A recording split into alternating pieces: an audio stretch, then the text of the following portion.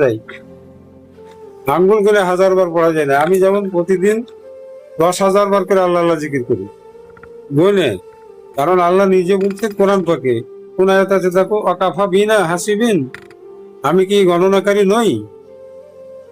পুরো হাফেজ টাফেজ যারা আছে তারা বুঝতে পারবে। কোরআন রিসার্চ করো, কোরআনের বৈজ্ঞানিক হচ্ছে পীর অলি গাউস কুতুবগঞ্জ। ইনারা কোরআনকে যেভাবে মানে গবেষণা করেন, কোন আলেম হাফেজ মুফতি মুহাদ্দিস করেন। এই জিনিসগুলো ব্রেনের ভিতরে রাখতে হবে। যে খেজুরের ডালের লাঠি করবেন আপনি, লাঠি আমরা জানি সর্বপ্রথম দুনিয়ায় ফেরাউন বেতের লাঠি ব্যবহার করছিল, কথা বুঝছেন? তাও মৌলবীরাকে জিজ্ঞেস করলে বলতেন না। ফেরাউন সর্বপ্রথম বেতের লাঠি ব্যবহার করেন, বেত দিয়ে সকাল হলে 10 জন 15 জন কর্মচারীকে পিটাতেন।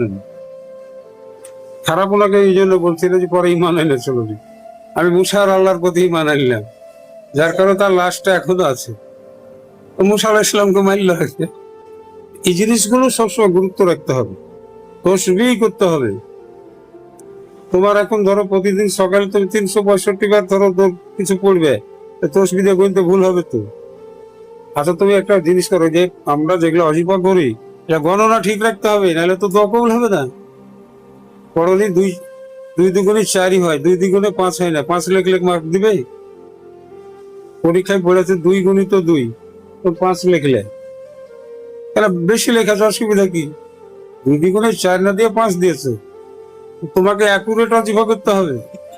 তোমার মুর্শিদ তোমাকে 500 দরুদ শরীফ বলেছেন, 500 একবার আর পড়ার দরকার নাই তো, 500 ভারী পড়তে, তাহলে তোমার কবুল হবে। তোমার 2360 বার কোরআন পাকে আল্লাহর নামগুলো আছে, আমরা 2400 বলছি, 2400 একবার পড়লে তোমার দোয়া কবুল হবে না। এসব আছে না? কিন্তু একটু বেশি করলে ক্ষতি কি? পীর যেটা বলেছেন তার বাইরে যেতে হবে না।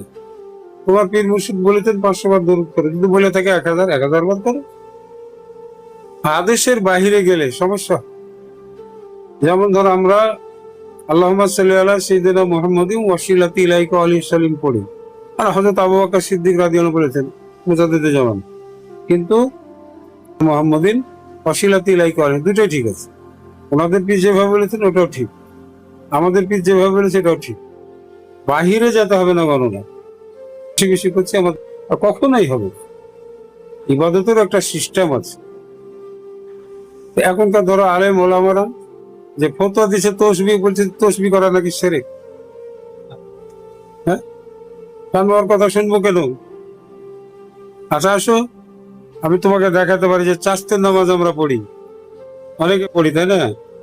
চাস্তের নামাজ পড়া বেদাত। আমি 100টা হাদিস দেখাতেন যে চাস্তের নামাজ পড়ছি, চাস্তের নামাজ পড়া বেদাত, 100টা দেখাতেন।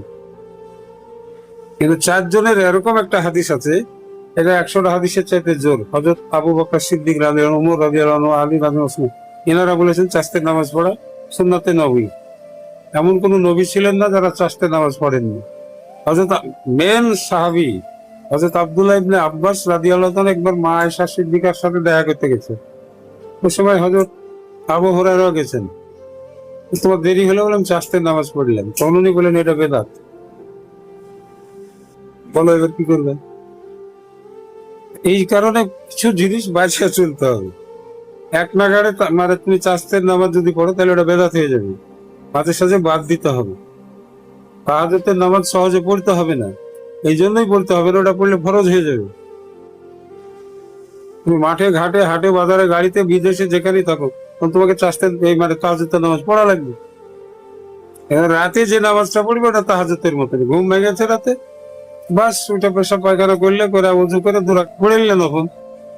তাহলে রাত্রে 2 রাকাত নফল নামাজ যদি তুমি পড়ো তাহলে ফজরের 2 রাকাত ফরজের সমানই হলো।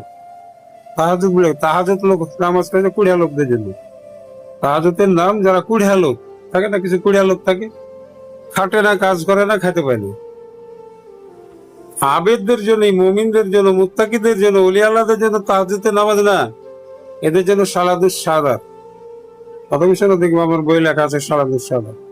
এগুলা হলো তোমাদের তরিকতপন্থী লোকদের জন্য, আর তাহাজ্জুদের নামাজ হলো কুড়িয়া লোকদের জন্য।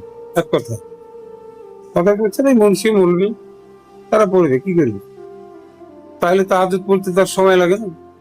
3 বার সূরা ইখলাস দিছার পড়ে আসলে যে পড়ে আর সালাত সালাত পড়লে তো নিয়ত বাঁধে প্রথম রাকাতে 20 বার, 30 বার, 40 বার, এরকম সালাম ফিরে আবার 50 বার, তাহলে সময় লাগবে যে আইলে জমা দাঁড়িয়ে।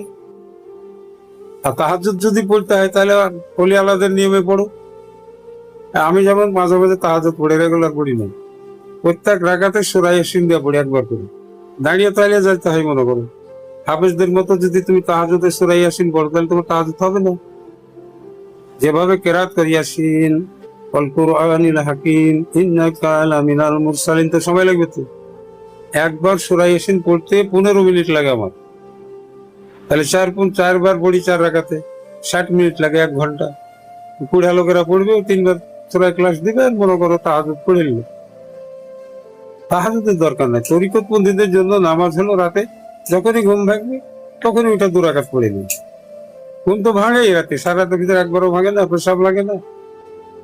এরা হলো মুমিন, যারা যখন রাত্রে ঘুম ভাঙে তখনই ওযু করে 2 রাকাত নামাজ পড়ে, এরা হলো মুমিন। আল্লাহর হাবিবের কথা, আমার কথা না। সন্দেহ হলে আমি কিতাব খুলে দেখাবো, 2 সাইডে বাংলাও আছে, আরবি আছে, উর্দু আছে, হিন্দি আছে। তো রাতে কিছু নামাজ পড়া উচিত। রাসূলুল্লাহ সাল্লাল্লাহু আলাইহি ওয়াসাল্লাম তোমাদের রাত্রে কিছু নামাজ রাখো।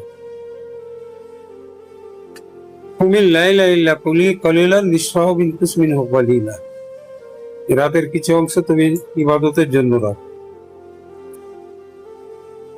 এই জিনিসটা আমাদের ভিতরে নাই, কারণ আমরা তথ্য জানার চেষ্টা করি না, কোন জিনিস সম্পর্কে প্রকৃতভাবে জানার চেষ্টা করি না। জানা পড়লে লাভ বেশি, জানা পড়লে লাভ বেশি।